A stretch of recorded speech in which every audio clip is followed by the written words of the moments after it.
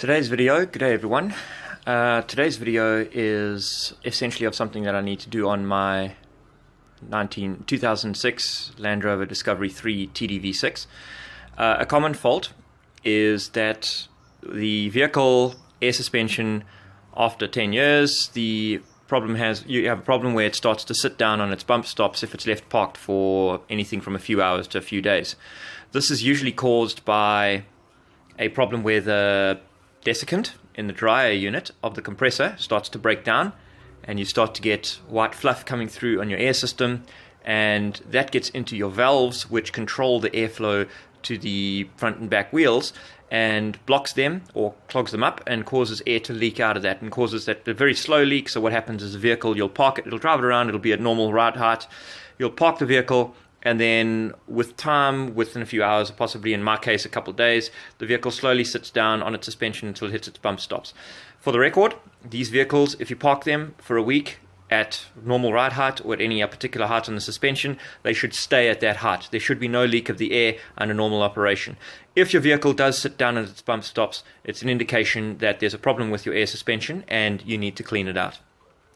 Now, what I discovered in doing this is that there's a very good YouTube video done by Mr. Ian Bodsworth, which details how to strip down and clean the valve block, which you have one in the back and one in the rear and one in the middle, which controls the airflow to the suspension.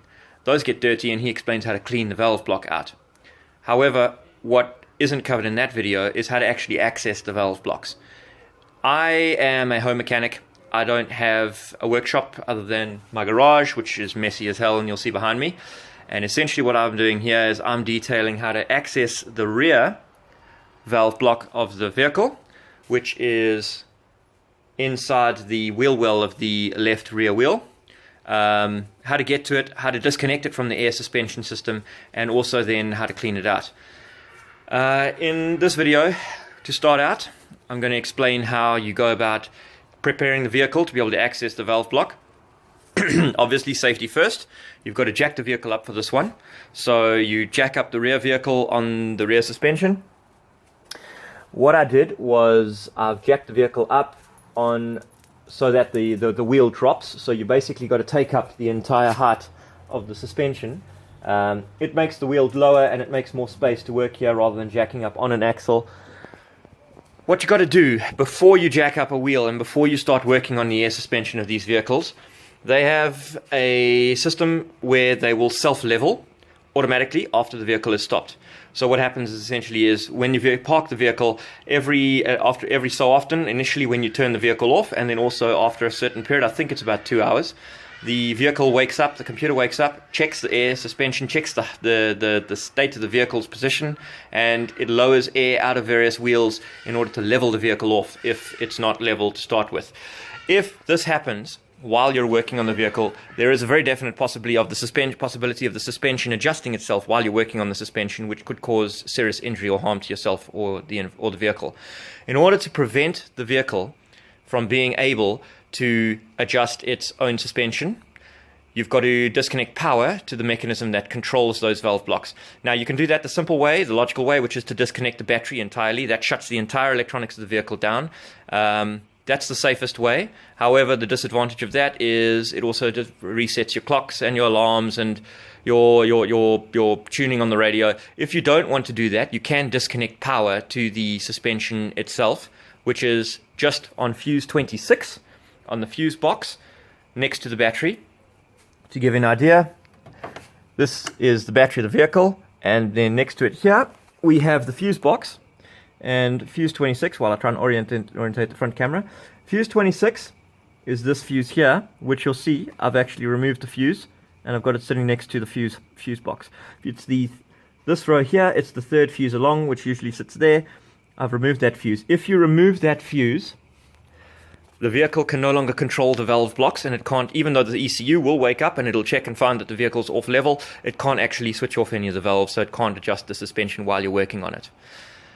Right, to get on to the next stage, I'm just going to explain what I've done to the vehicle to be able to prepare it to be able to access the valve block.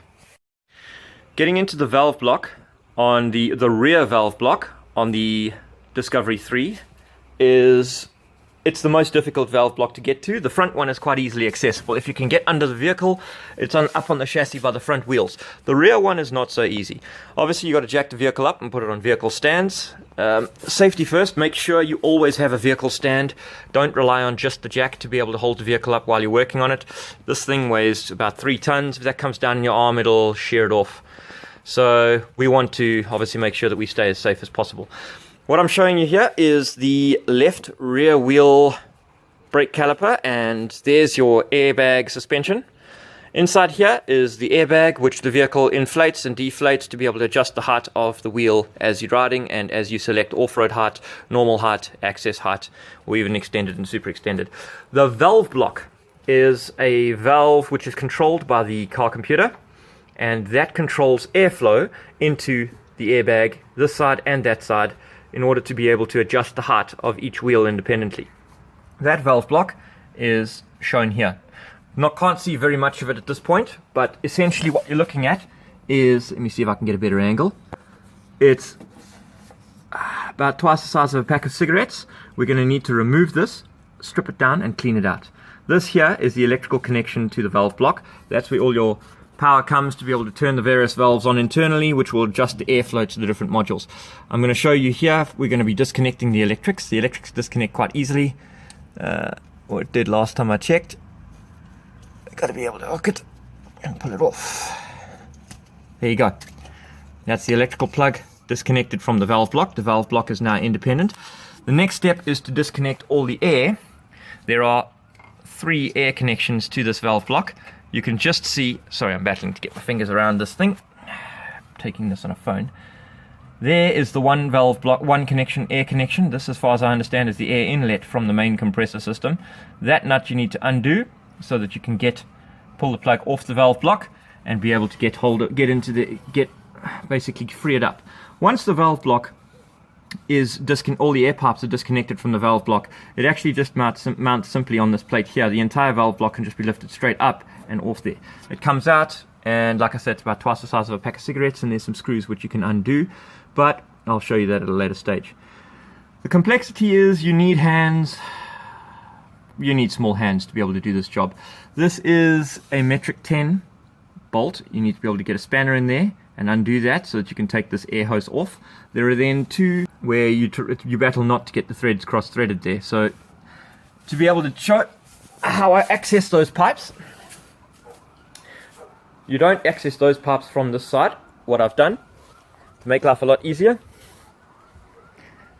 I've got the spare wheel off, and you can get into that valve block through here by crawling under the vehicle into the cavernous space. Once there's a valve block room, once the spare wheel's been removed, you can get in here, and you can actually see the valve block. This here, okay, it's in shadow at the moment, but here is the other side of the valve block. Make a valve block here, and you can get a spanner in there, and you can undo what clogs it up. I haven't done that yet. I need to clean. And then there's 2 pipes which you can't see because of the shadows, which come out here. Those you need to undo, and then this valve block will be able to lift off. That's pretty much it for now. Next step, I'm going to go through this process, and then I'll show you the valve block once it's out. Okay, so I've disconnected the unions to the valve block. What you can see is there's your electrical plug, which is disconnected, and you can see here the one union is unplugged. That goes into the bottom of the valve block. I've disconnected the unions on the far side, and you can see here is the one, and there's the other. There are 2 unions that go into the far side of the block, which, as I said, you access by crawling into the space that provided once you've released the spare wheel. Remember that being 2 unions, there's a top one and a bottom one. Make sure you know which pipe goes into which, because if you get them wrong on the way on putting it back together, I'm not sure exactly what's going to happen. Once the valve block has been disconnected, the unions and the electrical fittings, you can simply lever it. There's no screws, it actually just clips on. It lifts up like so, and it comes, there's a simple little housing there that some rubber mounts. Hang on a second, there you go. And there is your valve block. This controls, as I say, this is the rear valve block of a Land Rover Discovery 3 TDV6 06 model. This controls the airflow from the main air supply to the left and the right wheels to the actual airbag suspension, to be able to raise and lower the left and the right wheels according to the computer's guidance. I'm now going to go and put this on the workbench, and I'm going to strip it down, and then I'll just take you through the interior. As I said, there's a very good video on YouTube already done by Ian Bodsworth which shows how to clean this thing out. I'm basically going to duplicate that information as part of this whole thing, but go and see what he has to say. He's generally going to be a lot cleaner than I am, and he's a very knowledgeable guy. Okay, I'm going to cover the basic strip down procedure for the rear valve block. As you can see, this is the valve block as it's been removed from the vehicle. There's your air pipes there and there, and then your electrical fitting there. Very simple strip down procedure. The importance to bear in mind with this kind of thing is cleanliness, because obviously the reason we're stripping this down is because it has become dirty internally, which has caused a problem and is causing the valve to block and leak.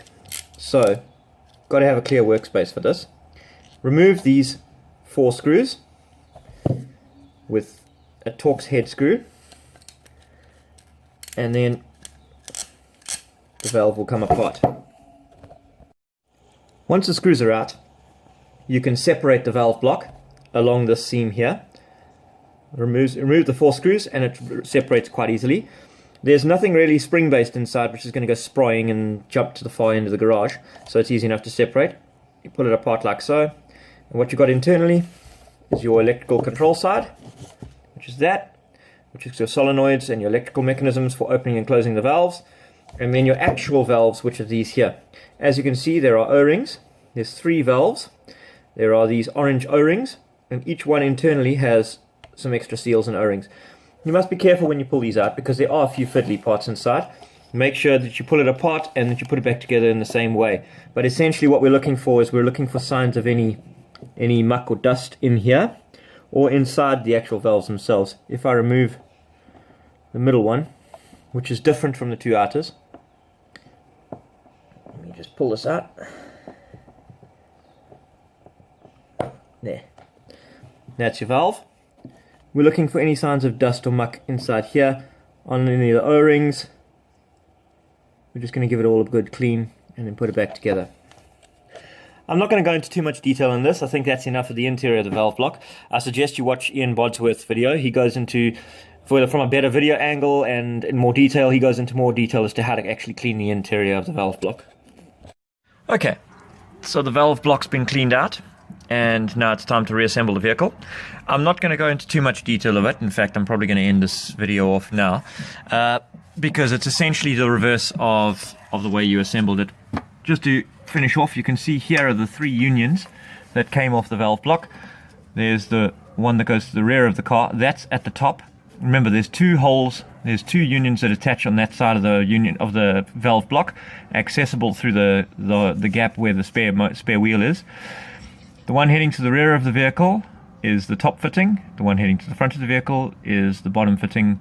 They fit like that into the back of the valve block. This one here is, I think, the main air feed into the valve block. That fits into the one fitting underneath. And then you've got the electrical fitting here, which just clips back on. So the valve block we essentially just drop back onto, to show you, give you an idea. The mounts to the valve block are quite simple. They're basically, you got these rubber mounts on the valve block, and essentially it just goes in like so and slides down onto its mounts, and that's it, done. Clips in place. That's the valve block put in. A couple points which I forgot to mention.